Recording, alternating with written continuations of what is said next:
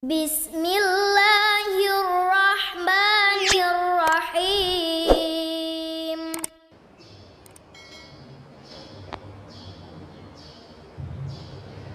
Baik, bismillahirrahmanirrahim. Assalamualaikum warahmatullahi wabarakatuh. Alhamdulillahirabbil alamin wassalatu wassalamu ala asyrafil anbiya wal mursalin wa ala alihi wa ashabihi ajma'in. Amma ba'du. Bapak Ibu sekalian jamaah Nurul Falah yang dimuliakan oleh Allah Ta'ala, tiada pesan-pesan mari kita sama-sama manjatkan puja dan syukur kita kepada Allah Ta'ala yang telah memberikan pada kita nikmatnya pada kesempatan pagi hari ini, sehingga pada kesempatan pagi hari ini kita masih diberikan kemudahan oleh Allah Ta'ala untuk kita bisa menjalankan kewajiban kita, yaitu sholat subuh secara berjamaah, yang mudah-mudahan Allah Ta'ala memberikan pada kita, menerima amal ibadah kita dan memberikan pada kita pahala sebagaimana Allah janjikan pada kita semuanya. Selawat dan salam semoga tetap kepada Nabi kita Nabi Muhammad SAW sebagai uswah hasanah kita, sebagai suri tauladan kita yang harapannya kita semua termasuk di antara sekian banyak umat yang mendapatkan syafaatnya besok di hari kiamat. Allahumma amin. Bapak Ibu sekalian yang dimuliakan oleh Allah Ta'ala, kita akan masih melanjutkan kajian kita tentang zakat begitu ya. Jika pada kesempatan beberapa pekan yang lalu kita telah bahas tentang ketentuan zakatnya, artinya beberapa barang yang kemudian dianggap menjadi objek zakat begitu dan syarat-syaratnya. Maka pada hari ini kita akan bahas tentang apa saja hikmah dari seseorang itu mengeluarkan zakat, manfaatnya ya. Yang pertama adalah zakat itu adalah menjaga harta kita dari kebocoran begitu ya, atau dari musibah.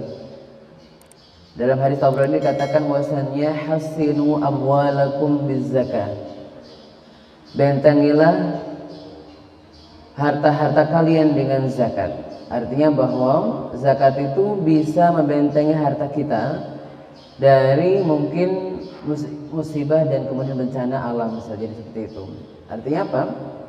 Karena emang bisa jadi bencana alam itu adalah faktornya memang karena faktor alam pastinya, tetapi memang dalam setiap kejadian alam yang terjadi alam semesta ini, Islam tidak hanya mengajarkan tentang fenomena alam semata, tetapi pasti ada sebab-sebab yang kemudian secara non teknis itu adalah menjadi kenapa ada musibah seperti itu. Sebagai contoh, ketika beberapa waktu yang lalu ada gerhana bulan ya, gerhana bulan atau gerhana matahari. Di kalangan saintifik gitu ya, itu memang saintis dikatakan bahwa itu hanya fenomena alam ya. Tetapi ada sebagian orang-orang yang mungkin percaya dengan dengan khurafat dan takhayul, itu pasti ada bencana alam gitu ya. Nah, Islam itu adalah pertengahan, bahwa semua yang terjadi alam semesta ini memang ada faktor alamnya, tetapi pasti dalamnya ada faktor non teknisnya alamnya. Kenapa Allah kemudian menentukan gerhana bulan pada malam ini? Berarti memang ada sesuatu hal yang yang besar di sana, sehingga memang Islam tidak mengajarkan untuk takut kepada khurafat, tidak, tapi lebih kepada ketika ada fenomena alam yang besar, maka lebih kepada mendekatkan diri kepada Allah Ta'ala. Demikian pula dengan musibah-musibah yang terjadi pada harta kita, maka bisa jadi memang dengan zakat kita, maka insya Allah Allah akan menjaga harta kita. Nabi mengatakan tadi, hasinu amwalakum bizzakah. Jadi jagalah hartamu dengan zakat. Kemudian yang kedua adalah zakat atau sedekah bisa menyembuhkan penyakit. Nyalakan dulu. Nggak bisa ya?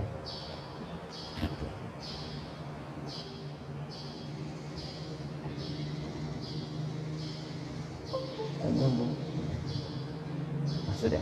Oke, baik. Kecil ya.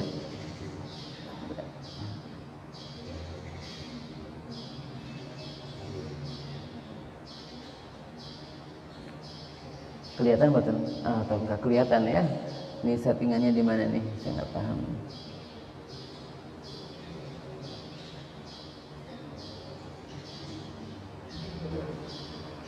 Belum masih ya. Ini mah jadi copy yang di komputer. Ini kayaknya apa namanya settingan di situnya apa ya?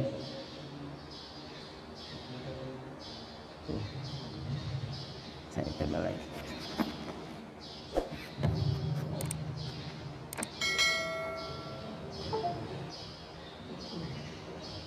Ya nggak apa-apa lah, gitu. Ada yang begitu. Jadi yang kedua adalah dawu mardakum bis sadaqah. Sembuhkanlah orang sakit di antara kalian dengan bersedekah. Hadis riwayat Tabrani. Jadi sini apa namanya Allah memberikan pada kita penjelasan bahwasannya zakat itu bisa sudah aja nih. Berarti ini tidak pakai ini aja.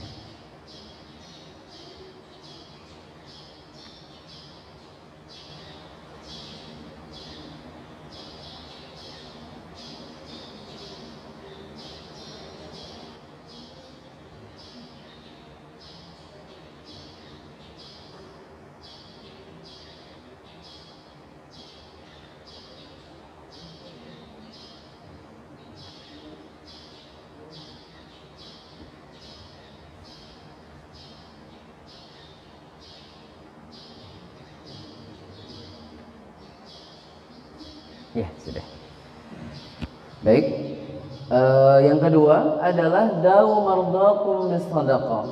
Sembuhkanlah orang sakit di antara kalian dengan sedekah. Jadi sedekah itu atau zakat itu adalah bisa jadi menjadi faktor non medis sembuhnya penyakit kita.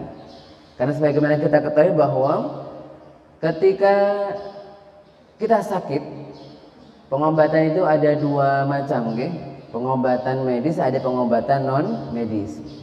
Yang medis itu kepada pengobatan seperti apa namanya, seperti obat-obatan dari dokter atau mungkin apa namanya tabib-tabib yang memang ahli dalam obat.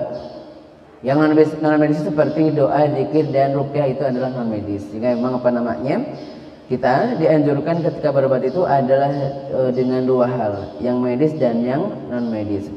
Tapi non medis ini kalau masyarakat Indonesia rata-rata lebih senang ke yang non medis.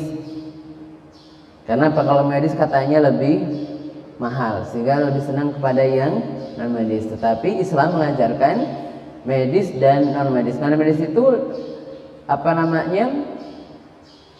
Lebih kepada doa kepada Allah Ta'ala, wasilah untuk kita berdoa kepada Allah Ta'ala agar kita dijauhkan dari atau disembuhkan dari penyakit kita. Demikian pula dengan sedekah yang kita keluarkan, ini adalah insya Allah ini sarana bagi kita untuk kemudian bisa menyembuhkan diri, mencari kesembuhan dari penyakit kita. Kemudian yang ketiga adalah memperbanyak harta. Jadi ternyata zakat itu bukan mengurangi harta, tapi justru menambah harta kita.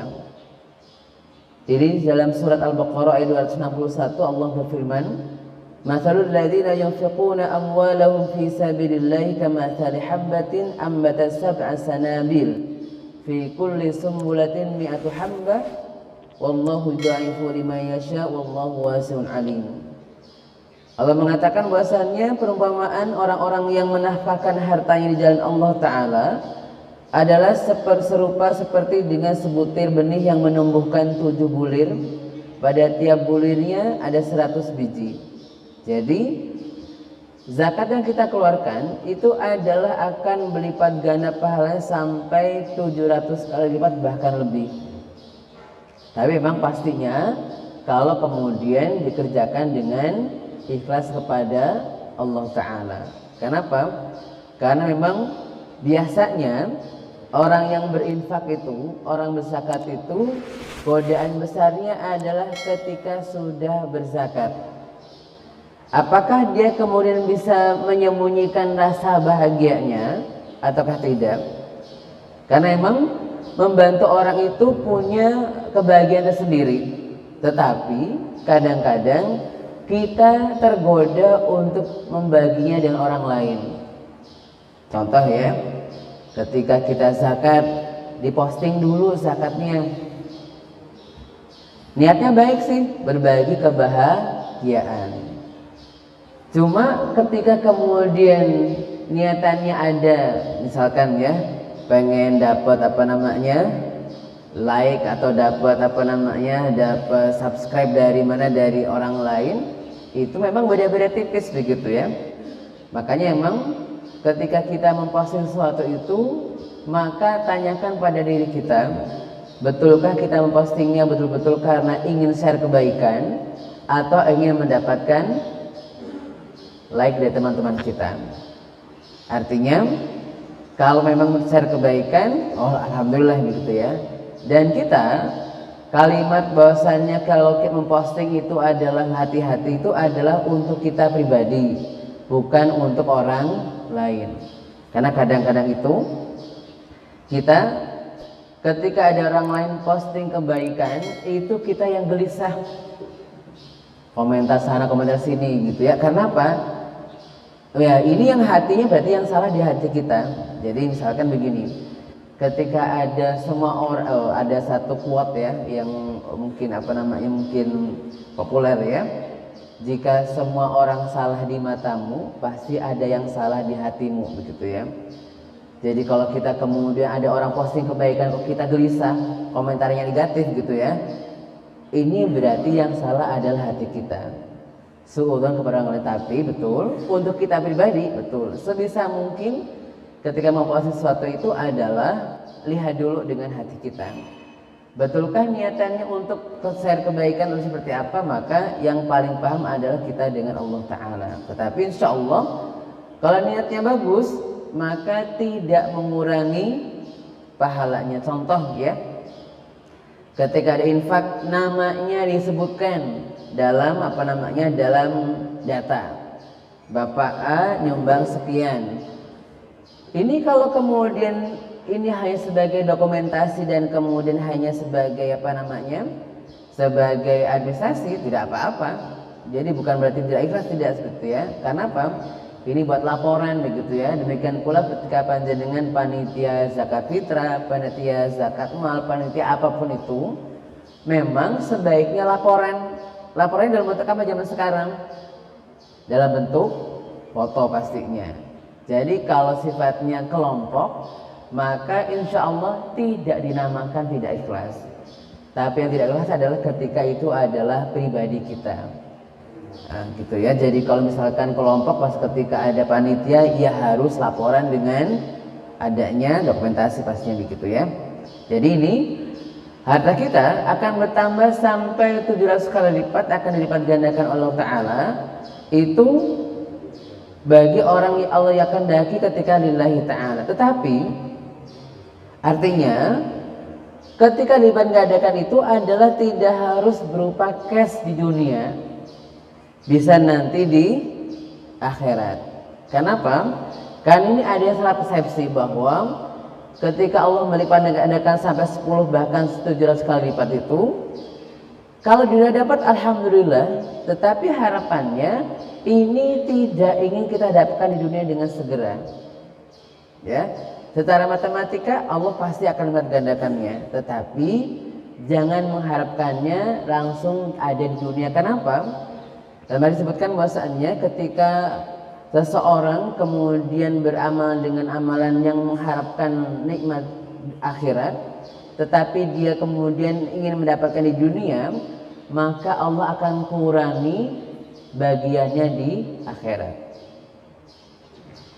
Ya, dulu ada sebenarnya Ustadz Yusuf Mansur itu kan ingin membudayakan zakat dan sedekah gitu ya, sehingga memang ada buku Power of Giving misalkan begitu ya. Kemudian yakin kalau misalkan menyumbang 100.000 akan dapat 10 juta misalkan. Betul, tetapi jangan sampai ditunggu-tunggu. 100.000 tuh ya, kapan ya 100 jutanya begitu ya, 10 jutanya. Ya kalau dapat di dunia ya berarti, kalau itu janjinya begitu berarti Kalau didapatkan di dunia, berarti yang di akhirat akan berkurang. Tapi kalau niatannya adalah di akhirat, kalau di dunia dapat, tidak akan mengurangi pahalanya di akhirat.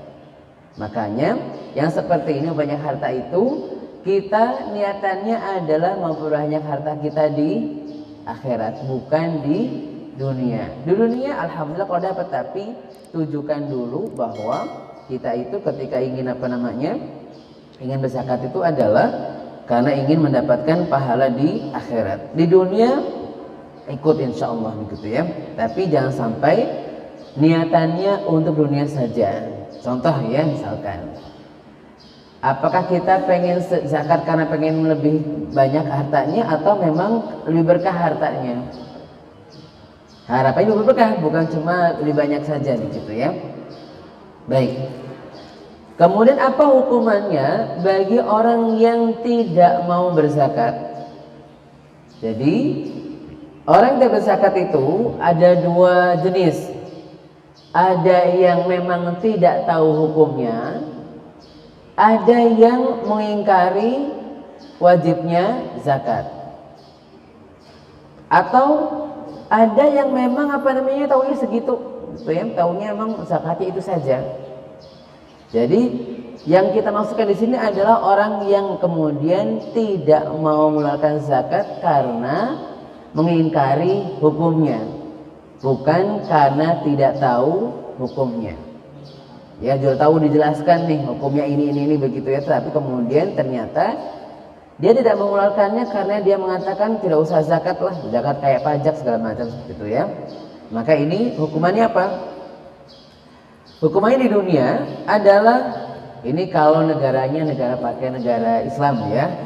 Tapi karena Indonesia belum nggak pakai hukum Islam, maka hukuman duniawi tidak berlaku. Tapi ukhrawi pasti ya. Yang pertama adalah negara berhak menyita hartanya. Ya. Dalam hadis Ahmad dan Nasai disebutkan, man a'taha muakhiran falahu ajruha wa man manaha fa inna akhiduha wa syatra ibilihi wa asmatan min azamati rabbina tabaraka wa ta'ala. Nabi mengatakan bahwasannya siapa yang menyerahkan zakatnya untuk mendapatkan pahala, maka baginya pahala. Maka barang siapa yang menolak untuk menyerahkan zakat, maka kami akan mengambilnya dengan paksa, menyitanya, dan separuh untanya sebagai hukuman dari hukuman Tuhan kami tabaraka wa ta'ala. Jadi ketika ada orang yang kemudian tidak mengeluarkan zakat, sementara pemerintah Islam begitu ya, maka negara boleh menyita hartanya sebagai hukuman sosial. Cuma karena negara kita masih belum negara Islam ya. Jadi kalau kata para ulama kita, negara Indonesia itu negara abu-abu. Islam bukan, tapi di situ banyak kaum musliminnya. Sehingga memang yang urusan-urusan sifatnya adalah urusan ahwal syakhsiyah, kebutuhan pribadi kita itu pakai hukum Islam. Tapi kalau yang sifatnya sosial tidak pakai hukum Islam. Tapi kalau yang sifatnya internal kita seperti menikah, warisan itu adalah pakai hukum Islam. Tapi kalau sudah bernegara memang tidak menggunakan hukum Islam. Tapi masih mending dah daripada tidak sama sekali begitu ya. Jadi yang pertama itu adalah negara menyita hartanya kalau memang hukumnya pakai hukum Islam. Kemudian negara boleh memvonis yang bersangkutan sebagai orang yang murtad. Jadi ada orang ketika diambil zakatnya kok nggak mau dan menolak, itu dianggap keluar dari Islam. Kenapa?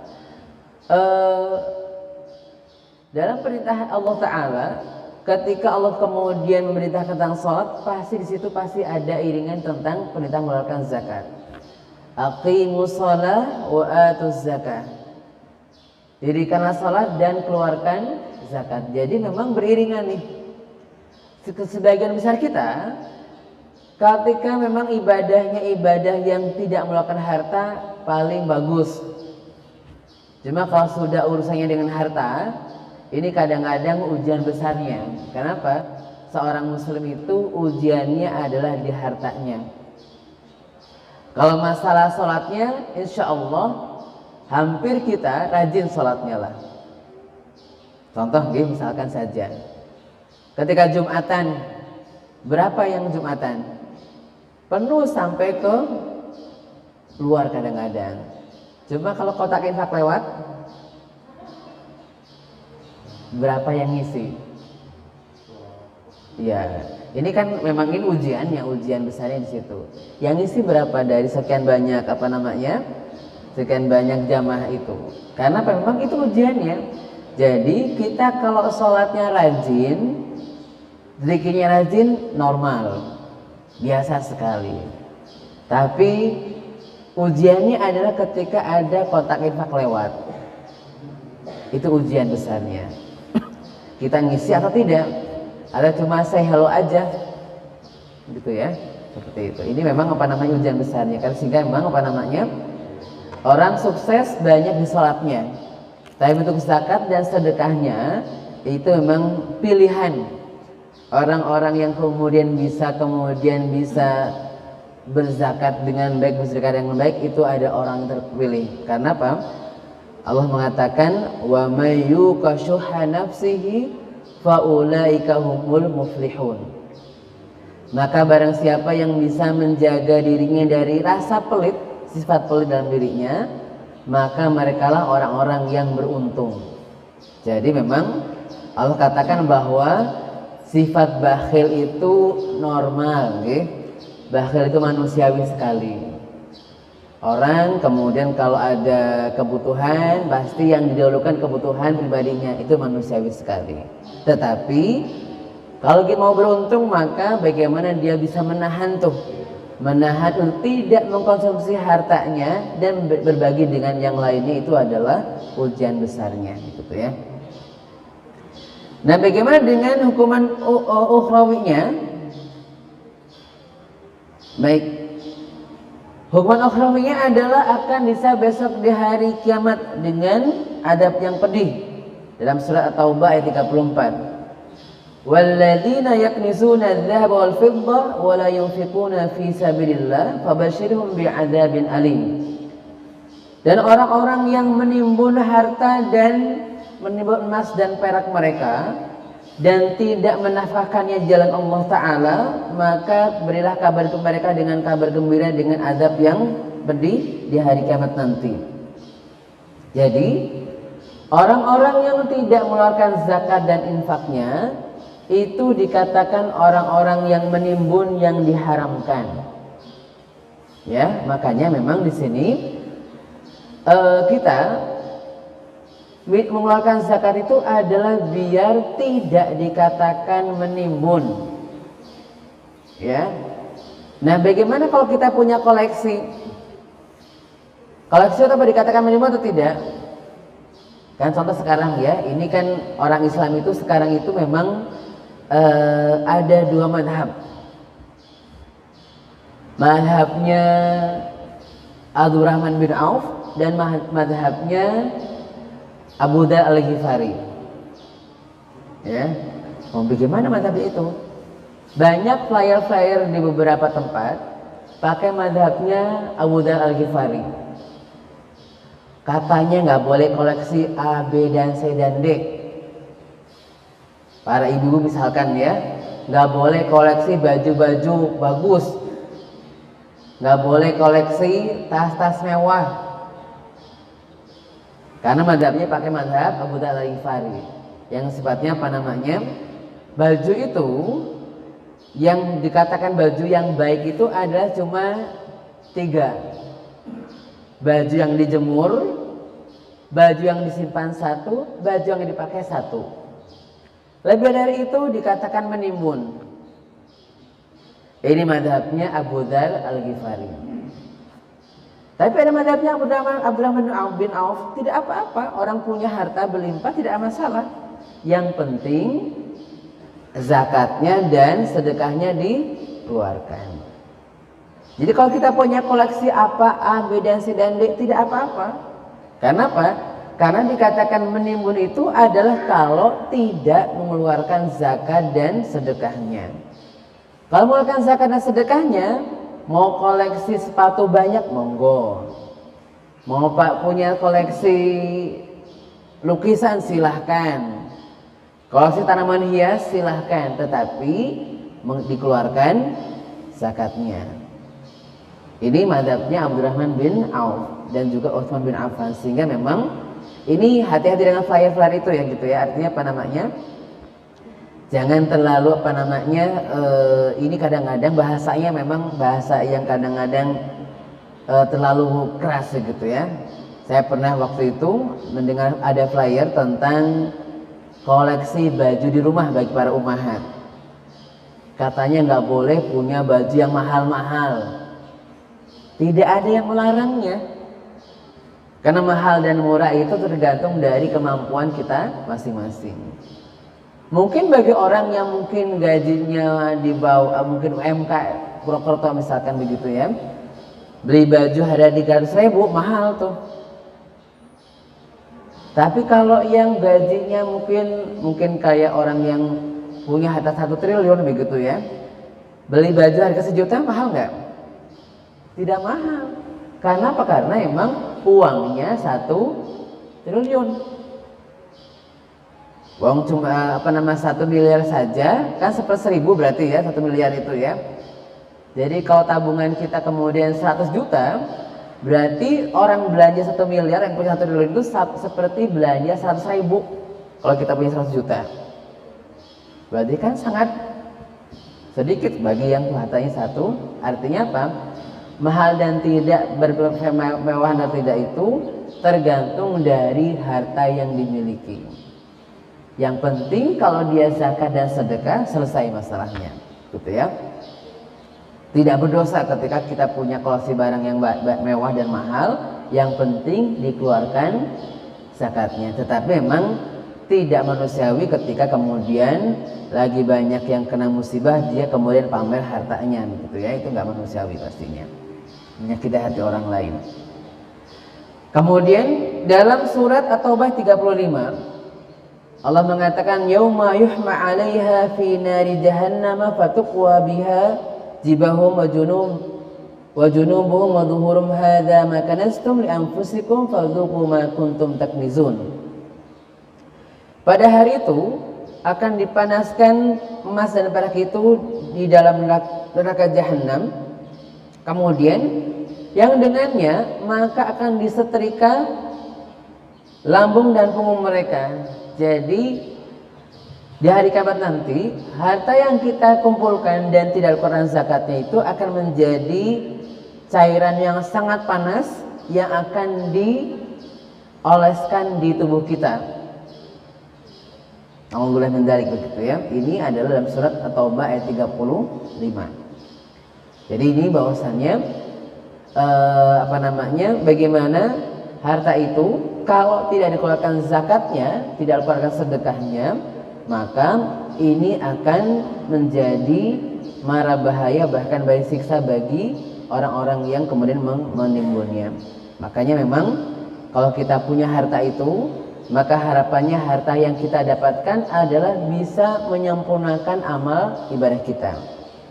Sebagaimana memang kalau Nabi pernah mengatakan bahwa kalau kita diberikan nikmat oleh Allah Ta'ala, kita berdoanya adalah alhamdulillahilladzi bini'matihi tatimmus sholihat. Segala puji bagi Allah yang dengan nikmatnya amal ibadah bisa lebih sempurna. Kenapa? Karena memang kalau kita punya harta itu ibadah banyak variannya kalau punya harta. Tapi kalau nggak punya harta, ibadahnya apa? Ya sholat, zikir, membantu orang dengan fisik kita. Tapi kalau kemudian punya harta, ibadahnya banyak. Sholat juga bisa, puasa bisa. Bahkan pahalanya bisa double. Kenapa? Puasa juga dapat, kemudian ketika memberikan makan orang berbuka puasa juga dapat lagi nih, double lagi. Kemudian zakat bisa, sedekah bisa, haji bisa, umrah bisa, kemudian membiayai orang lain bisa. Artinya apa? kalau kita punya harta, maka ada banyak varian ibadah yang kita bisa lakukan. Tetapi memang ketika Allah kemudian memberikan pada kita keterbatasan rezeki pada kita semuanya, maka jalan ibadah masih banyak pastinya. Tetapi artinya apa namanya? Ini menjadi motivasi kita bahwa menjadi kaya, usaha untuk menjadi kaya harus. Kenapa? Dengan kaya itu kita bisa beribadah lebih banyak. Cuma tidak tercela juga ketika kemudian ada orang sebagian kita yang kemudian diberikan keterbatasan harta. Kenapa? Karena bisa jadi harta yang berlimpah tidak cocok untuk kita, bisa jadi. Karena mungkin kita termasuk orang yang lemah. Kalau kemudian diberikan harta berlimpah, mungkin jadi melalaikan segalanya, gitu ya, seperti itu. Baik. Ini tentang apa namanya? Tentang hukuman ukhrawinya begitu ya. Baik. Kemudian kita bahas kembali kepada zakat, tentang beberapa zakat yang memang sifatnya sudah klasik yang sudah disepakati ulama. Ya. Ini yang memang sudah zakat yang memang klasik yang sudah sejak ada pada sebelum abad ke-20 sudah ada. Belum ada apa namanya, tidak ada apa namanya, ini zakat yang klasik begitu ya. Yang dari sini kadang-kadang nanti muncul zakat-zakat yang sifatnya adalah hasil dari apa namanya, kias ataupun analogi dari zakat ini. Yang pertama zakat fitrah jelas, itu dari sejak zaman Nabi Muhammad SAW ada. Kemudian zakat emas dan perak, zakat pertanian, zakat peternakan, perdagangan, zakat barang temuan, dan zakat barang tambang. Ini adalah zakat yang memang model lama. Dan ini sepakati para ulama adanya. Cuma kadang-kadang yang paling bisa kita lakukan adalah pertama untuk sekarang ini, apalagi di kita di apa namanya Purwokerto begitu ya. Paling adalah zakat fitrah, emas ada yang yang tidak. Karena sekarang itu orang jarang menyimpan emas begitu ya, lebih kepada menyimpannya adalah uang. Zaman dulu tidak, uang rupiah tidak, atau misal uang kertas belum ada. Dulu adanya uangnya emas dan perak. Pertanian ada, bertahan sampai sekarang. Peternakan itu memang hampir jarang kita melihatnya.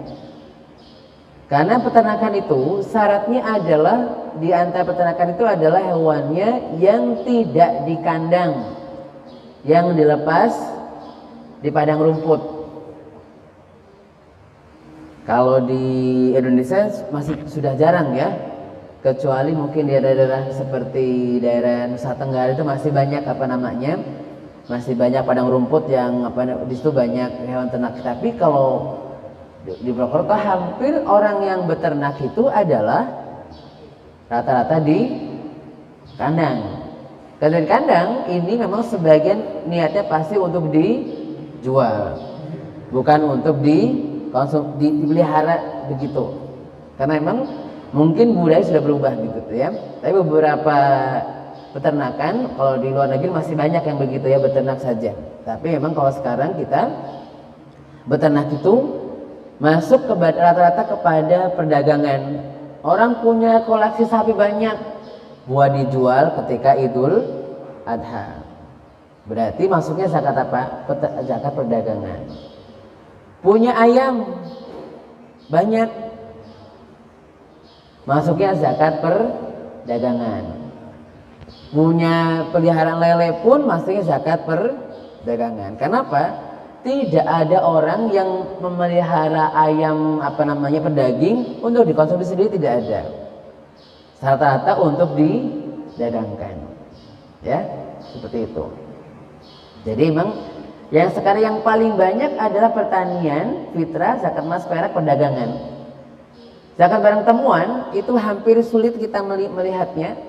Ya, karena memang jarang terjadi zakat barang temuan itu. Jarang kita menemukan emas 100 gram, nggak ada ya seperti itu. Nah ini di zakat barang temuan itu Kalau dalam sekarang itu dalam fikih zakat yang kontemporer itu zakat teman itu dianalogikan kemudian disamakan nanti yaitu dengan zakat undian berhadiah. Undian berhadiah itu kan seperti menemu ya, rezeki nomplok yang memang ya rezeki aja gitu ya, yang kita nggak usaha tapi ternyata kita tiba-tiba nemu aja. Dulu tidak ada undian, tidak ada.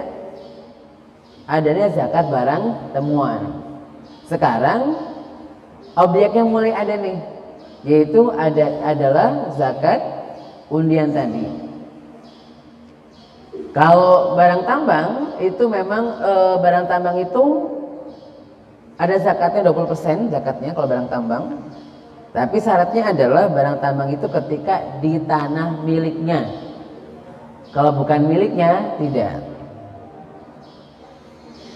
Ya misalkan nyewa tempat kemudian tiba-tiba ada ada minyaknya, ada apa berbeda. Jadi kalau itu memang nanti masuk perdagangan. Kalau semua yang niatnya didagangkan maka itu masuk kepada zakat perdagangan. Dan hampir semua kalau kita perhatikan ternyata memang fokusnya rata-rata kepada zakat fitrah, zakat emas, perak, pertanian pun kadang-kadang masuknya zakat perdagangan. Kadang-kadang. Karena apa?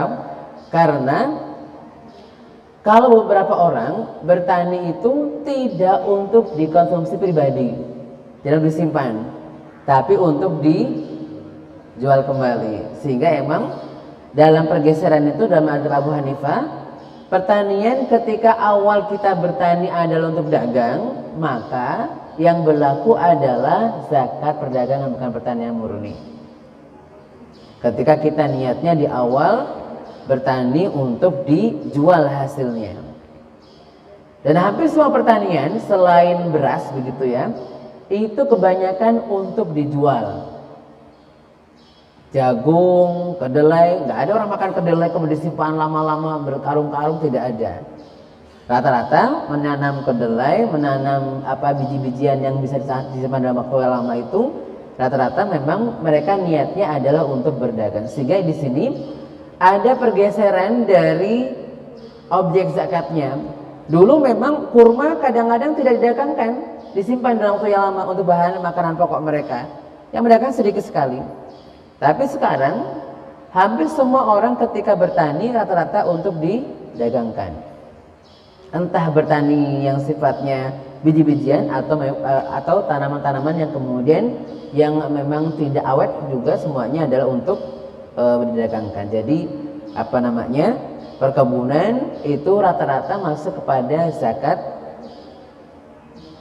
perdagangan kalau zaman sekarang. Jadi memang tidak serta-merta petani tidak, karena petani itu yang diharapkan petani itu adalah ketika memang itu untuk konsumsi pribadi. Kemudian yang kedua adalah ketika barang-barang yang kemudian untuk bahan makanan pokok itu masuk zakat pertanian. Tetapi kalau yang sifatnya adalah bukan makanan pokok itu dan tidak bisa disimpan waktu yang lama, maksudnya zakat perdagangan. Contoh bisnis kangkung misalkan ya, maksudnya zakat perdagangan. Kemudian punya tanaman jambu kristal tuh ya, yang lagi populer begitu ya. Ya perdagangan, karena orang tidak makan jambu untuk kebutuhannya seperti itu. Kelapa juga sama, perdagangan semua gitu ya. Ini yang yang disepakati para ulama. Kalau zakat fitrah jelas kita zakat tahunan bagi orang yang memang punya kelebihan harta pada malam Idul Fitri. Zakat emas itu adalah nisabnya 85 gram. Tapi versi emas antam. Bukan emas perhiasan, bukan. Tapi antam. Jadi sekitar berapa? Per gramnya sekitar 900 ribuan lah begitu ya. Berarti 900 ribu kali 85 gram berarti sekitar berapa itu? 77 juta. Jadi kalau kita punya simpanan di rumah uang sebanyak 77 juta, 77 juta, maka sudah wajib zakat uangnya.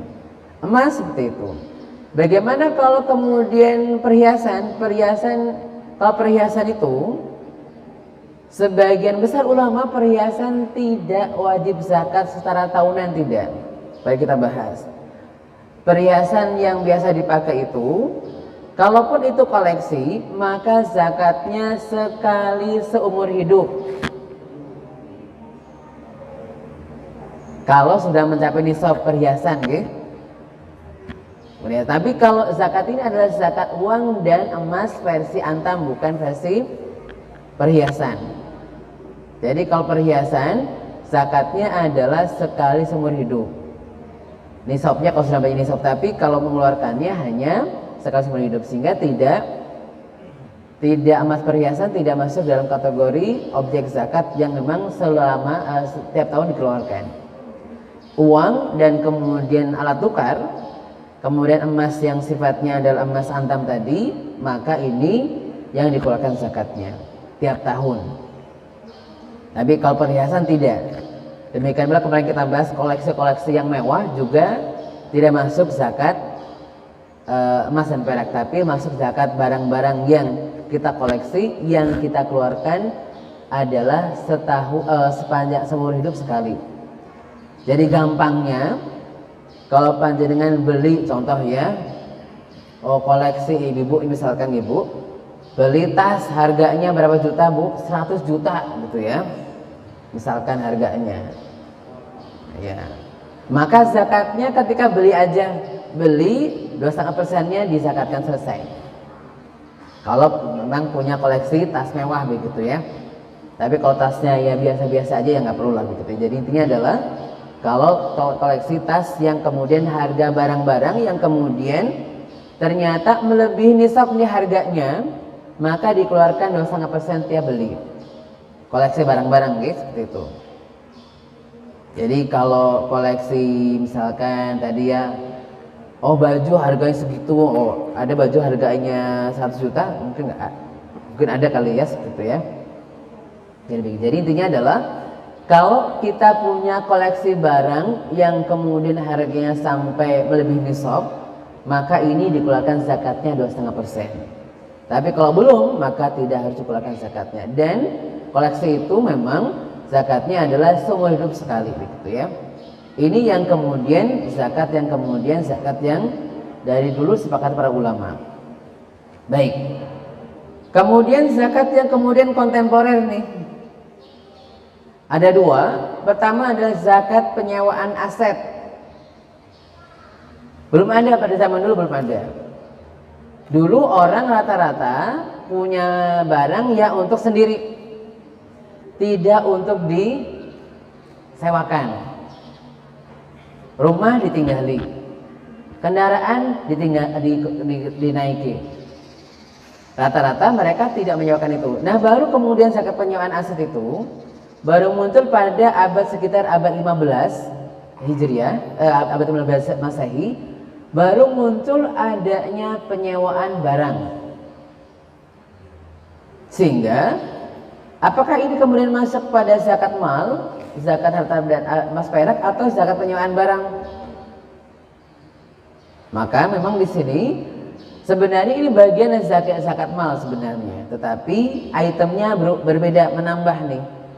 Jadi selain bahan koleksi barang, tapi juga ketika zakat yang penyewaan aset itu juga termasuk yang penyewaan aset itu termasuk yang dikeluarkan zakatnya. Contoh, panjenengan punya mobil yang kemudian jadikan rental,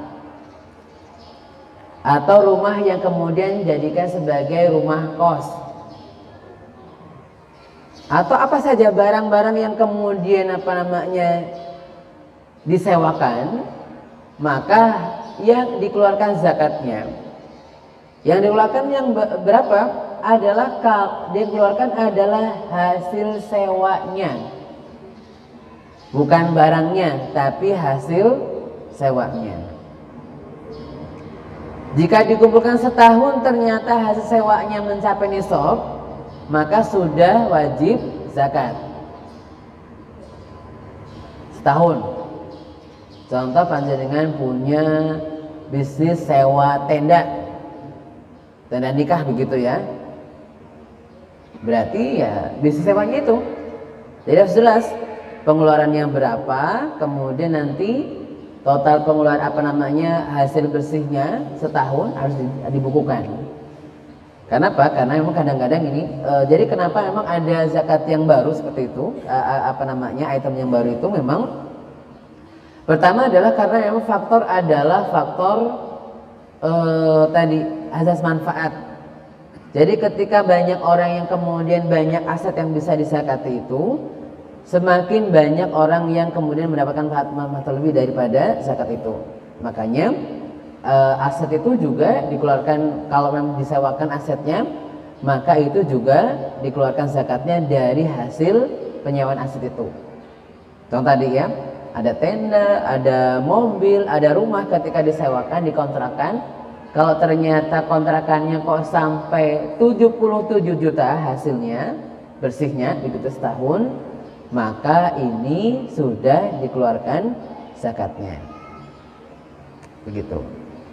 Jadi memang rumah tidak dikeluarkan zakatnya, tapi kalau disewakan demikian juga. Contoh panjenengan punya tanah disewa sama pabrik, tanah berapa hektar begitu ya, disewa sama sama PT atau mana begitu, yang ternyata hasilnya setahun segitu dan itu tidak perlu ongkos. Kenapa? Hanya nyewa tanah, kan tidak ada operasional, kan tidak ada, karena operasional ditanggung oleh perusahaan, sehingga ketika itu ada maka dikeluarkan zakatnya tanah ya, seperti itu. Jadi memang semuanya, jadi semua harta benda yang kemudian dijadikan sebagai aset penyewaan itu dikeluarkan hasil dari penyewaan aset itu untuk zakat itu. Nisabnya seperti zakat mal, hanya mengeluarkannya, apakah mengeluarkannya di akhir tahun atau di awal ketika kita mendapatkan itu semuanya. Ini khilaf di antara ulama, tetapi yang lebih hati-hati adalah ketika sudah mencapai nisab segera dikeluarkan zakatnya, jangan tunggu sampai deadline berakhir, jangan sampai. Ya contoh misalkan panjenengan kontrak sewa tanah dengan perasaan tertentu, nilai kontraknya sekian, maka harapannya ketika sudah cair dananya langsung dikeluarkan zakatnya. Jangan nunggu sampai setahun, karena ketika nunggu setahun kadang-kadang tergoda untuk menggunakannya.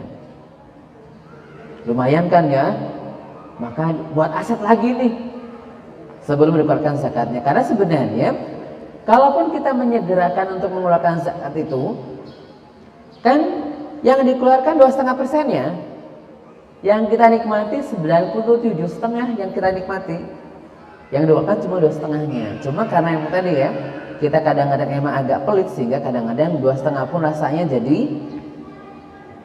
berat begitu ya, seperti itu. Oke. Kemudian itu zakat penyewaan aset ya, apapun yang dikasih sebagai aset itu adalah dikeluarkan zakatnya, dikurangi dengan biaya operasional kalau kemudian ada operasionalnya. Kemudian kalau nilai bersihnya sampai nisab maka dikeluarkan zakatnya.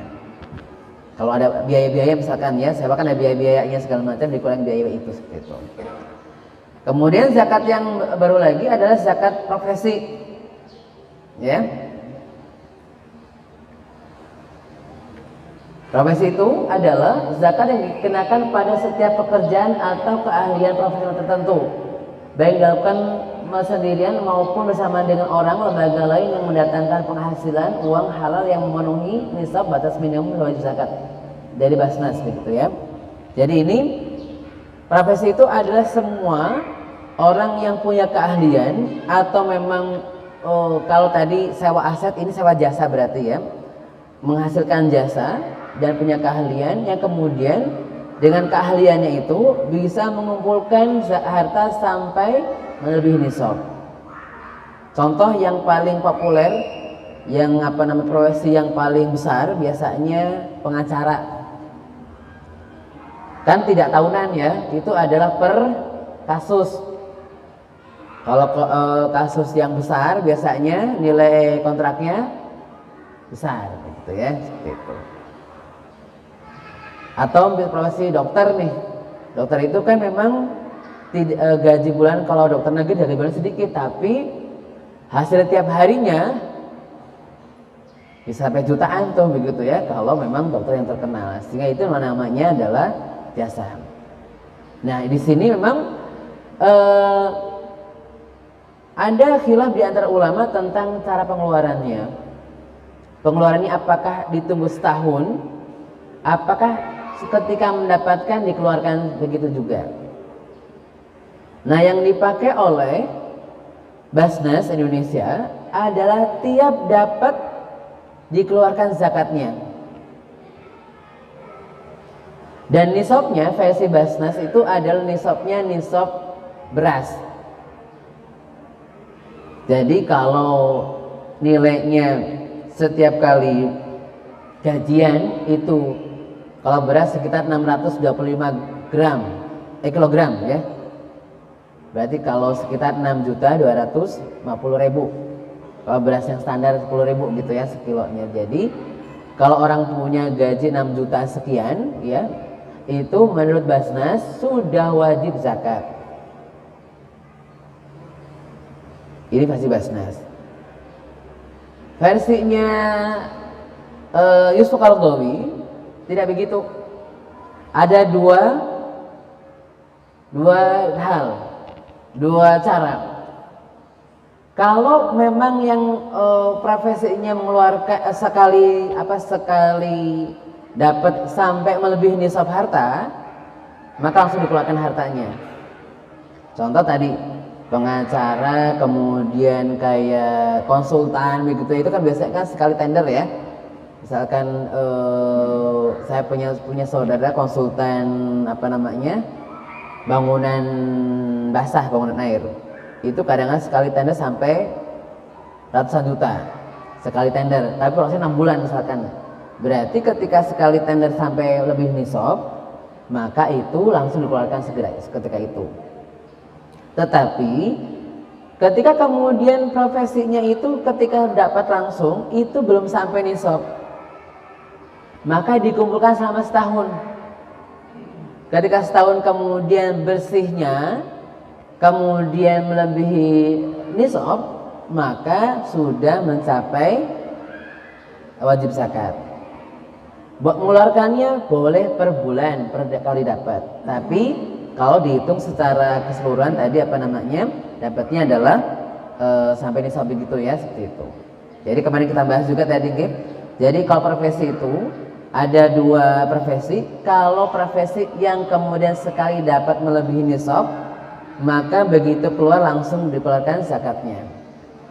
Tapi profesi yang kemudian ketika sekali dapat belum mencapai nisab, tapi ketika dihubungkan setahun mencapai nisab, maka dikurangi biaya rutin bulanan. Biaya rutin bukan biaya insidental, bukan biaya rutin bulanan. Insidental sih tidak ini kan ya, beli HP enggak masuk kalau gitu kan, enggak rutin beli HP kan ya. Kira-kira beli HP tiap bulan? Tidak. Jadi yang biaya rutin bulanan. SPP anak kan bulanan, dikurangi juga itu. Jadi kalau gajinya setahun, atau misalkan beginilah, kalau misalkan gampangnya kan nisabnya 77 juta dibagi 12 berapa berarti? 12 berarti kalau 6 itu 72 ya, berarti 6,5 lah. Jadi kalau sisanya 6,5 juta per bulan, maka sudah keluarkan zakatnya. Kalau sisanya 6,5 juta dari biaya rutin bulanan, bukan gaji 6,5 juta tuh, tapi 6,5 juta itu adalah sisa dari uang bulanannya yang rutin. Maka ini jalan tengahnya begitu. Jadi mirip dengan yang di Basnas, tetapi Basnas itu kotor. tapi ini 6,5 bersih. Ya, 6,5 bersih. Yang dikurangi biaya rutin bulanan, baru dikeluarkan zakatnya dari 6,5 itu. Ini versi yang mungkin lebih tengah-tengah nih, tidak yang terlalu ketat, juga tidak terlalu longgar seperti itu. Jadi kalau misalkan kita punya gaji, ternyata ketika dikurangi biaya bulanan rutin kok sudah 6,5 sisanya, maka sudah wajib zakat. Nah, zakatnya bisa nanti akhir tahun boleh, tapi lebih baik per bulan biar nanti terbiasa. Kenapa? Kalau misalkan 7,77 juta, 2,5% berapa ratus nggih? 10-nya 7 juta berarti 10%-nya. Berarti kalau 2,5-nya bagi 4 sekitar hampir 2 jutaan lah ya, 2 jutaan setahun. Kalau jreng setahun 2 juta agak nangis ya buat dompetnya gitu ya. Kenapa? Jreng kok 2 juta gitu ya. Tapi kalau kemudian dibagi setahun paling berapa ratus? 200 paling tiap bulan. Berarti mudah apa tidak 200 ribu? Sangat mudah dan sangat ringan. Kenapa? Kalau kita belanja sekali ke mall berapa ratus? Geseknya sampai berkali-kali geseknya begitu ya. Beli buku anak kita saja 200 ribu kadang-kadang beli bukunya. Sebenarnya sangat ringan sebenarnya kalau kita mau mulai per bulan tuh. Ketika bulan sangat ringan, tetapi ketika kita kumpulkan setahun, kesannya jadi berat. Sehingga memang para ulama untuk kontemporer itu mengatakan lebih mudah, lebih melatih diri kita zakat itu adalah ketika dikeluarkan per bulan bagi yang punya profesi, yang punya pendapatan rutin tiap bulannya, itu memang sebaiknya adalah dikeluarkannya per bulan. Tetapi kalau bulan tertentu kemudian kita punya hajat kemudian sampai habis uangnya tidak ada, maka belum mengeluarkan lagi. Boleh seperti itu ya. Kenapa? Karena memang berarti memang pada bulan itu kita memang butuh nih untuk biaya-biaya segala macam, sampai kemudian nggak bisa mengeluarkan 200 ribu seperti itu. Tapi kayaknya kalau 200 ribu meskipun butuh-butuh banget pun tetap bisa keluarkan itu sebenarnya. Yang penting kalau bisa sih dikeluarkan di muka ya. Jangan sampai misalkan begitu ya, mengeluarkannya ketika uangnya sudah di dompet. Kalau sudah di dompet kayaknya sudah, kalau mau keluar lagi susah. Tapi kalau sudah langsung dipotong sekalian, itu lebih mudah seperti itu. Jadi ini jalan tengah yang lebih lebih bagus. Tapi memang namanya zakat profesi ini karena masih khilaf ulama, maka tidak seperti ancamannya tidak seperti yang pertama tadi. Jadi saya zakat mal saja Ustadz, nggak zakat profesi, boleh, nggak apa-apa. Tetapi akan lebih baik manakala kita membiasakan diri mengeluarkan zakat tiap bulan, lebih baik lagi. Kenapa? Itu lebih memudahkan kita. Kemudian paling tidak kita kemudian membiasakan diri untuk berzakat meskipun memang belum wajib seperti itu. Kenapa? Karena memang ada dasarnya ya. Dasarnya bolehkah kemudian kita membayar zakat sebelum waktunya? Boleh.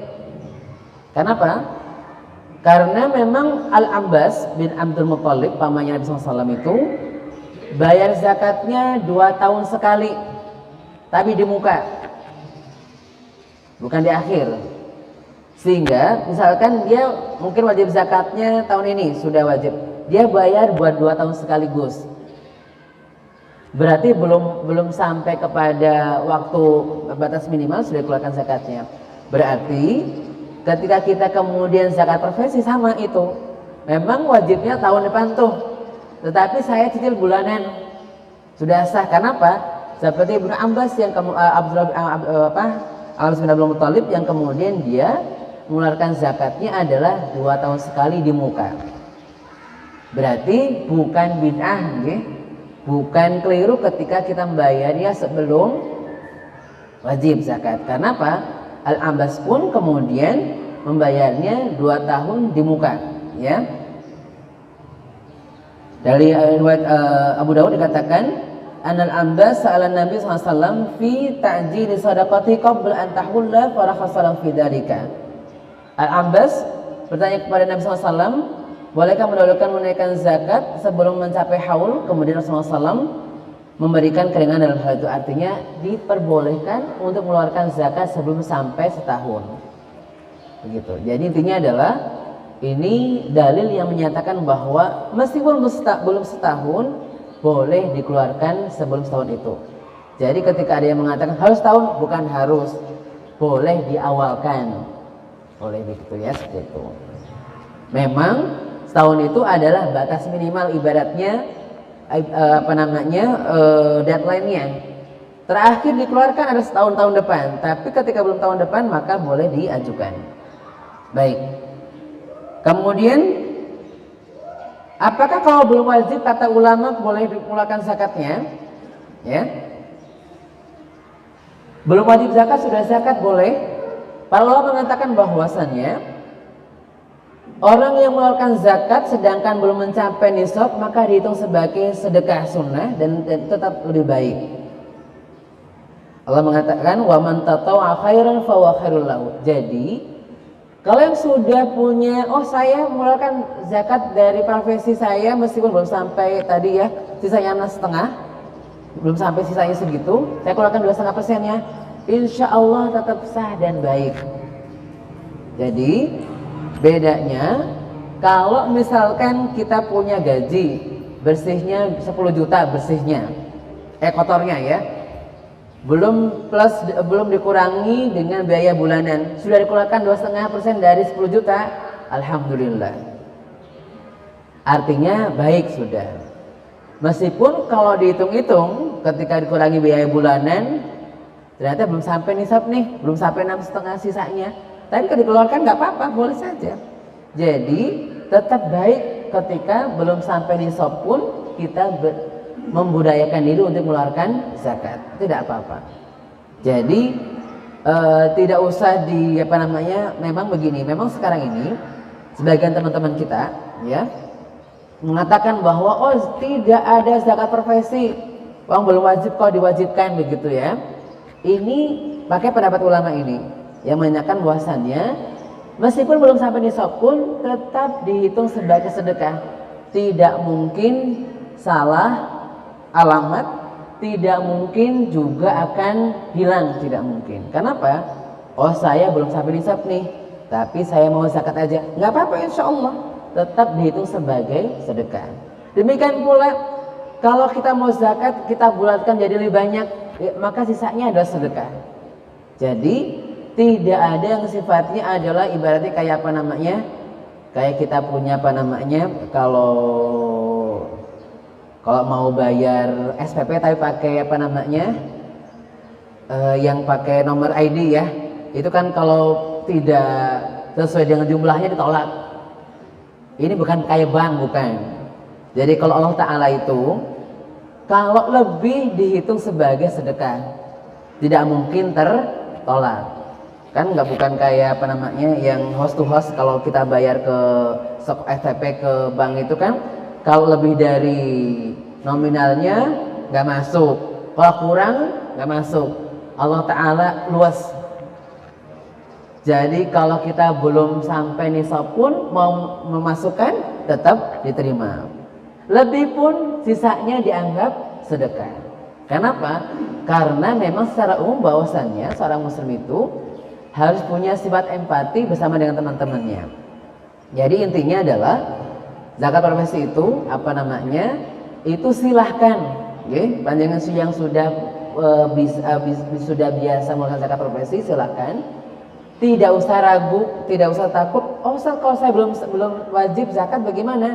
Dihitung sedekah, selesai.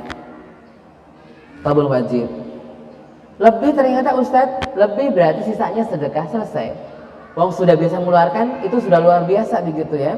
Sehingga memang harapannya adalah yang sudah biasa mengeluarkan dari profesinya 2,5% diteruskan saja dan tidak perlu khawatir bahwa tidak akan diterima oleh Ta'ala. Kenapa? Allah Ta'ala sangat luas hukumnya sehingga memang kalau kurang belum wajib zakat, nanti anggap sedekah. Kalau nanti ternyata lebih, maka sisanya dianggap sedekah. Seperti ya. Jadi sudah niatnya begitu aja. Jadi kalau misalkan pada ngeragu ini zakat saya sudah wajib zakat masih belum ya.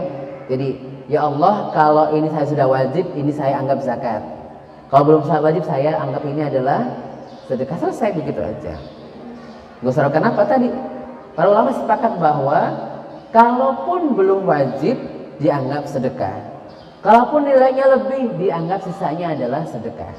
Ini yang kadang tidak dipelajari ketika kita tentang fikih zakat versi teman-teman kita gitu ya, yang mengatakan profesi tidak ada gitu ya. Karena apa? Kalaupun belum maka dianggap sedekah. Ketika lebih pun misalkan maka sisanya dianggap sedekah seperti itu. Baik. Kemudian kita lihat siapa saja yang memang wajib zakatnya atau yang memang orang yang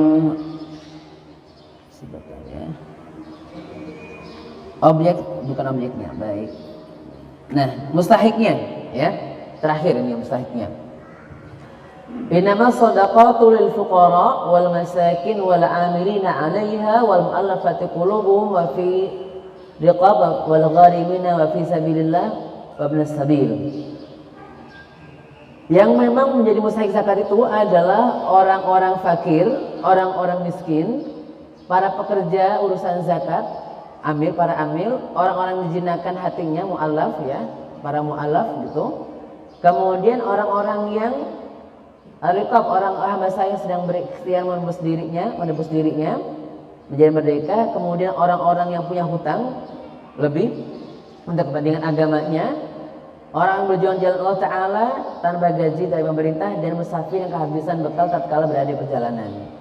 Jadi di sini Allah menyebutkannya adalah kelompok banyak fuqara, orang-orang miskin, masakin, orang-orang fakir, orang miskin. Berarti di sini apakah zakat itu kepada personal atau kepada statusnya saja, kelompoknya? Sebagian besar ulama mengatakan bahwa zakat itu kepada per personal individu, bukan per kelompok.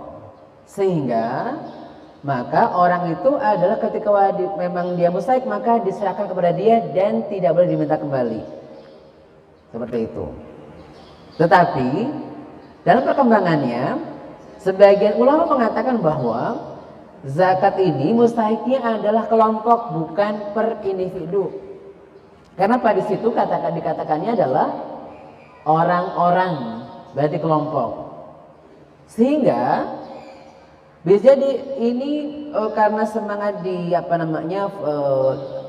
Basnas Indonesia itu semangatnya adalah bagaimana mengentaskan kemiskinan lewat zakat. Kemudian menjadikan para mustahik menjadi para musaki, sehingga ketika badan amil zakat atau lembaga amil zakat yang ada di Indonesia diharapkan untuk bisa menjadikan orang-orang yang musaki itu menjadi para musaki. Nah, ketika kemudian per personal kayaknya nggak mungkin. Kalau misalkan tiap tahun dapat itu saja terus bagi dia satu orang saja, nggak mungkin akan menjadi musaki. Tetapi ketika kelompok maka mungkin.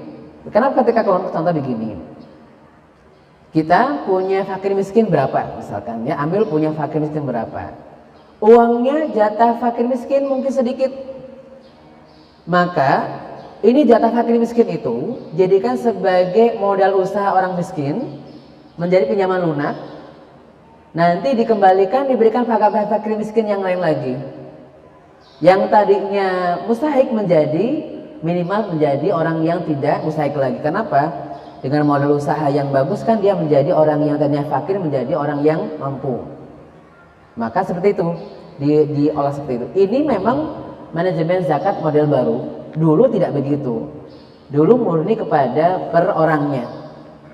Jadi tiap tahun dia dapat terus begitu. Sehingga memang ada orang miskin yang terkenal, ada orang miskin tidak terkenal. Yang terkenal siapa? Ya memang biasanya kita punya kenalan tuh. Panti asuhan kan orang miskin terkenal ya. Rata-rata orang ketika mau zakat pasti ke mereka. Tapi ada orang di sini nggak terkenal, mungkin sekitar kita, yang mungkin malu kalau dapat zakat begitu ya. Kadang-kadang kita begitu, mungkin. Tapi kalau perumahan sini kan nggak ada yang miskin ya, tidak ada ya, insya Allah tidak ada lah ya. Tapi kadang-kadang kita jauh mikirnya, kok desa A, B dan Z. Tapi depan mata kita malah tidak kita perhatikan. Karena kan tadi memang model orang miskin itu ada dua, model orang miskin terkenal, lain tidak terkenal. Dan biasanya kita lebih senang kepada yang terkenal. Kenapa? Ada kebanggaan tersendiri. Cuma kepada yang nggak terkenal kurang. Karena memang tidak ada euforia tidak ada, sehingga memang seperti itu. Jadi ini yang terbaru itu seperti itu. Jadi memang boleh saja, misalkan begini, kita sudah punya ada panitianya. Modelnya, oh ini sudah saya alokasikan buat fakir miskin deh. Tapi karena saya ingin mengedukasi fakir miskin biar mereka menjadi muzaki, maka pinjaman ini tidak cuma-cuma mengembalikan, tapi pinjamannya lunak. Pokoknya dipinjamkan dalam tempo berapa nih? 2 tahun dipinjamkan. 2 tahun selesai harus dikembalikan, diberikan kepada orang lain lagi yang miskin. Ini berarti bisa menjadikan orang yang miskin kemudian menjadi mampu dengan dia. Karena apa? Kadang-kadang kalau hanya dapat jatah bulanan, mereka tidak usaha untuk mendapatkan yang lain. Dapat jatah ini gitu ya. Kadang-kadang begitu, maka ini menjadi pelajaran yang besar gitu ya. Oke. Kemudian fakir miskin seperti itu. Bedanya apa fakir dan miskin? Fakir itu adalah yang tidak memiliki separuh dari kebutuhan standar minimal. Penghasilannya tidak cukup membayar separuh di standar minimal. Kalau miskin itu kurang dari full. Ya, tapi kalau yang fakir itu adalah kurang di separuhnya. Jadi kalau misalkan kalau di kota gampang. Kalau yang punya gaji di bawah UMK berarti fakir. Miskin. Kalau kurang dari setengah UMK berarti fakir. Contoh penghasilannya kalau di UMK Purwokerto berapa? 2 juta lah ya, 21 ya. Purwokerto itu. Kalau penghasilannya di bawah 2,1 miskin. Di bawah 1,1 dianggap fakir. Seperti itu. Kalau punya penghasilan segitu maka dianggap, kalau di bawah setengah maka dianggap fakir. Di bawah 1 berarti di bawah full UMK maka ini dianggap miskin. Ya. Kemudian al-amilin, ya orang-orang yang amil. Kemarin kita bahas bahwa amil itu memang yang ditunjuk oleh pemerintah atau yang berbadan hukum sebagai amil. Itu adalah yang dikatakan amil. Adapun panitia itu adalah wakil dari muzaki, sehingga dia tidak berhak mendapatkan jatah amil, tidak berhak, tapi dapat ongkos dari kotak infak, bukan dari zakat. Kalau memang ada panitia gitu nanti. Jadi ketika panitia zakat fitrah dan zakat mal yang ada di masjid-masjid, ketika kita belum punya lembaga amil zakat yang resmi, mereka adalah panitia yang kemudian wakil dari mustahik, sehingga minimal harus punya calon-calon mustahiknya. Meskipun terlambat nggak apa kalau sudah punya calonnya, tapi jangan sampai tidak tahu siapa yang mau diberi sampai kemudian sudah tiba waktunya ternyata belum dibasih juga gitu ya. Nanti akan berdosa. Mu'allaf itu adalah orang-orang yang diharapkan masuk Islam atau orang yang baru masuk Islam tetapi yang memang masih ragu dengan Islamnya. Tapi kalau mu'allaf yang sudah tahunan nggak dianggap mu'allaf nggih. 5 tahun mu'allaf baik tidak. 10 tahun tidak. Yang baru aja, baru masuk Islam yang memang kayaknya masih ragu nih dengan Islamnya. Sudah Islam sih tapi belum sering ke masjid, maka ini masuk mu'allaf. Tapi sudah Islam kemudian sudah rajin, maka bukan mu'allaf lagi. Jadi mu'allaf itu adalah orang-orang yang kemudian dikuatkan imannya. Kalau sudah kuat selesai. Karena apa? Kalau dianggap mu'alaf tahunan, para sahabat Nabi mu'alaf. Para sahabat Nabi dulu kan kafir nih dulunya nih. Ketika masuk Islam, kan mereka aslinya kafir, aslinya masuk Islam. Berarti hampir semua sahabat Nabi mu'alaf tuh. Makanya mu'alaf itu bukan yang yang memang dari kafir mau Islam, tidak, tapi yang memang masih masih dipupuk imannya biar mereka tidak pindah ke agama yang lainnya. Kalau sudah tahunan berarti tidak dianggap sebagai mu'alaf lagi. Sehingga contoh begitu nggih. Misalkan kenalan, saya mu'alaf berapa tahun? 10 tahun yang lalu ya bukan mu'alaf kalau 10 tahun gitu ya. Mu'alaf baru kemarin nih, setahun yang lalu baru dikatakan mu'alaf. Tapi kalau sudah tahunan maka tidak dianggap sebagai mu'alaf gitu ya. Fi riqab itu adalah budak sahabat saya yang menembus dirinya. Ini kalau yang kontemporer itu seperti TKI Indonesia yang kena sanksi. Contoh kan beberapa kasus ya. Kasus itu beberapa kasus di berita. Ada TKW Indonesia yang kemudian membunuh tuannya, tapi mungkin bunuhnya karena faktor X lah begitu ya, seperti itu. Tapi tidak dihukum mati, membayar diat. Nah diat ini untuk membayar, diat ini untuk apa? Riqab itu masuk kepada diat itu. Orang-orang yang seperti itu, maka ketika zakatnya bagus maka diantaranya adalah seperti itu. Ini yang memang kontemporer begitu ya. Zaman dulu memang budak, tapi zaman sekarang tidak ada budak. Maka masuknya orang yang tertahan karena harus membayar denda, karena seperti itu, maka ini masuk dalam itu juga. Bagi orang-orang yang kemudian karena dolim tadi begitu ya, TKW itu masuk ke dalam budak masa riqab untuk yang masih yang terbaru begitu ya. Gharim, orang yang punya hutang besar banyak untuk kepentingan agama, maka ini masuk kepada mustahik zakat. Contoh, orang yang punya panti asuhan mengelola untuk charity gitu ya, untuk sosial, dia punya pinjam kemana-mana, itu masuk ke dalam itu. Jadi ketika dia kemudian memang butuh sosial seperti itu, kemudian ditanya sampai hutang untuk membiayai anak yang diasuhnya ataupun orang-orang yang kemudian dalam lingkup lindungannya, maka masuk ke dalam gharim itu. Fisabilillah itu hukum asalnya adalah orang-orang para tentara yang kemudian tidak digaji pemerintah. Hukum asalnya. Kemudian berkembang luas menjadi semua lembaga-lembaga pendidikan masuk pada fisabilillah. Asalnya apa? Nabi mengatakan man kharaja fi talabil ilmi kana fisabilillah.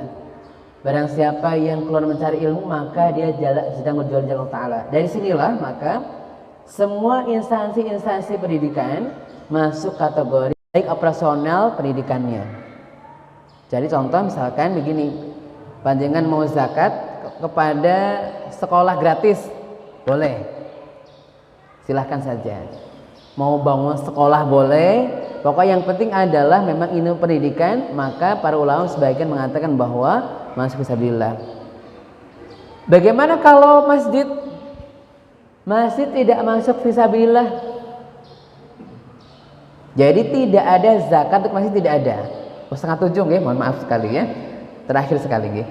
Masjid tidak masuk fisabilillah sehingga tidak boleh ada zakat yang kemudian didiamkan di masjid. Untuk pembangunan masjid tidak boleh. Pembangunan masjid hanya dari infak dan sedekah, tapi tidak dari harta zakat. Kecuali masjid-masjid yang di daerah kristenisasi, itu masuk dalam fisabilillah. Di perbatasan antara di kristenisasi itu maka itu masuk fisabilillah. Tapi masjid-masjid di perumahan, di perkotaan itu tidak masuk fisabilillah sehingga ada masjid ketika misalkan mohon maaf sekali nggih, ketika membangun masjid dengan harta zakat itu bukan alokasi yang tepat. Makanya kalau zakat itu untuk tadi ya 8 asnafi, tapi masih tidak masuk kecuali masjid yang memang di daerah kreditisasi, maka seperti berjuang jalan Allah Ta'ala, maka seperti itu.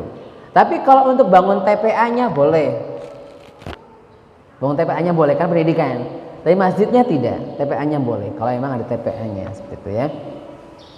Ibnu Sabil itu adalah orang dalam bepergian, jadi para musafir yang memang kekurangan harta maka boleh diberikan zakatnya. Demikian pula anak kos ya, anak kos gitu ya, yang memang mereka kuliah juga kemudian itu maka masuk pada fisabilillah. Fisabilillah atau ibnu sabil boleh saja. Jadi misalkan di sini kemudian ada, mohon maaf misalkan ya, ada mahasiswa yang kemudian bertugas di masjid, selain dia anak kos kan juga memang dia fisabilillah gitu ya, maka boleh dikeluarkan dari zakat biayanya seperti itu. Itu tentang fikih zakat kita begitu ya. Mohon maaf sekali, ini ada pertanyaan atau tidak? Tidak ada. Sudah siang sekali. Baik, saya kasih waktu kalau ada yang bertanya, mungkin satu aja, kalau ada yang bertanya silahkan. Monggo silakan Gi.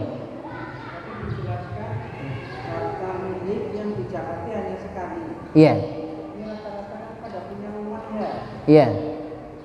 Mungkin hanya saya yang ketika beli rumah tidak zakat yang sekali itu.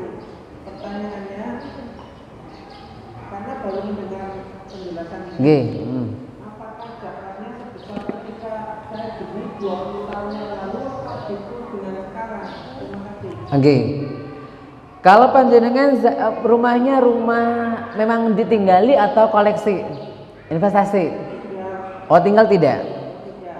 Yang ditinggali tidak? Yang buat investasi yang dikeluarkan. Oke, kalau yang ditinggali tidak. Kenapa? Semua barang yang jadi kebutuhan pokok kita tidak masuk zakat.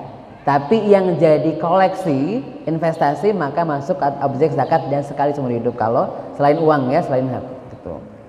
Jadi kalau rumah yang ditinggali, kendaraan yang dipakai tidak dikeluarkan zakatnya. Tapi kalau kemudian punya kendaraan lebih dari satu yang zakatnya sekali ketika beli kan? Kalau itu koleksi nggih. Iya, untuk tinggal. Oh, tinggal tidak? Tinggal tidak? Enggak. Jadi kalau untuk yang tidak, yang untuk dijadikan sebagai kebutuhan pokok kita standar minimal, itu tidak keluarkan zakatnya. Tapi panjenengan punya rumahnya satu udah punya, selesai. Pengen punya rumah baru lagi, berarti dikeluarkan zakatnya, harganya rumah itu. Kalau beli rumah lagi, punya mobil satu cukup, sudah cukup. Tapi punya 2, 3, maka yang kedua dan ketiga dikeluarkan zakatnya sekali seumur hidup. Seperti itu. Demikian juga dengan yang lain-lainnya gitu, seperti itu. Begitu nggih? Baik, mohon maaf. Oh, kalau silakan nggih. Zakat tadi dikatakan menimbulkan sakit. Iya. Sakit apa yang sakit Semua. Sakit apa saja, ini sebenarnya bukan obat yang sifatnya medis, bukan, tapi lebih kepada ini obat non medis yang sifatnya adalah wasilah berdoa kepada Allah Ta'ala untuk disembuhkan Allah Ta'ala. Kenapa? Karena kan Allah Ta'ala memberikan kesembuhan itu kadang-kadang nggak pakai obat ya, bahkan pakai obat yang pasaran pun kadang-kadang sembuh. Karena memang yang memberikan penyembuhan Allah Ta'ala. Kadang-kadang ada orang ke dokter yang paling mahal nggak sembuh-sembuh, begitu pakai obat pasar terus plong. Ini Allah Ta'ala yang menyembuhkannya. Kenapa? Oh, bukan berarti dokternya kurang pintar ya, bukan begitu. Tapi Allah menyembuhkan itu. Maka tadi jadi kalau kita zakat itu, ketika menyembuhkan sakit itu adalah menyembuhkan secara hatinya, minimal tenang. Karena secara umum sebagian besar penyakit itu kan sugesti ya. Kenapa parah banget sugesti? Kayak COVID-19 itu kan sugesti sebenarnya ya. Jadi sebenarnya kalau secara penyakitnya nggak terlalu parah-parah banget, tapi ketika karena beritanya Masya Allah jadi orang yang kena COVID kayak jadinya parah banget, padahal tidak begitu banget lah begitu ya. Sugesti rata-rata, sehingga emang dari sugestinya kemudian bisa juga sembuh jadinya. Penyakitnya ada tetapi tidak merasakan sakit, itu bisa jadi begitu. Jadi intinya adalah itu bisa sembuh secara betul, tapi yang lebih utama lebih pada sugesti secara hati sembuhnya seperti itu. Wallahu a'lam bishawab begitu. Cekap nggih?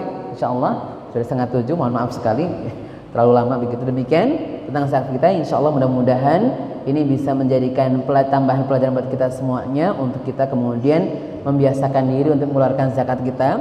Bagi Bapak Ibu sekalian sudah terbiasa mengeluarkan zakat profesinya setiap bulan sekali, teruskan saja. Jangan khawatir bahwa kalaupun belum wajib zakat itu dianggap sedekah, kalaupun kemudian lebih maka sisanya dianggap sedekah pula. Jadi tidak ada yang sia-sia, tidak ada yang hilang tanpa ada pahala sama sekali kalau kita niatnya adalah niat baik kepada lillahi ta'ala. Baik, demikian kita akhiri dengan bacaan hamdalah dan kafatul majlis. Alhamdulillahirabbil alamin, subhanakallahumma wa bihamdika asyhadu an la ilaha illa anta astaghfiruka wa atubu ilaik. Wassalamualaikum warahmatullahi wabarakatuh.